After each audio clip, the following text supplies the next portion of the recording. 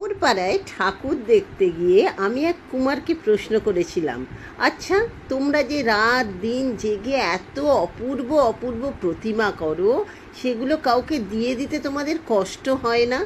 তারপরে সেই প্রতিমা জলে পড়ে যায়, তোমাদের খারাপ লাগে না?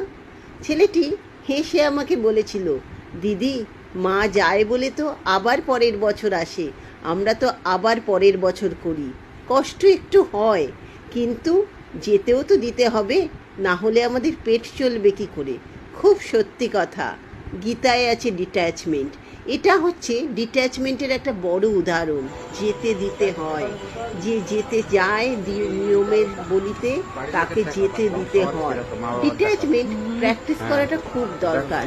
এই যে কুমোররা এত কষ্ট করে প্রতিমা বানায়, কিন্তু তাকে তো যেতে দেয়, তারপর আলটিমেটলি মহা ধুমধাম সহকারে মায়ের পুজো হয়। তারপরে সেই প্রতিমা ভালো এত সুন্দর লাগছে না। হ্যাঁ।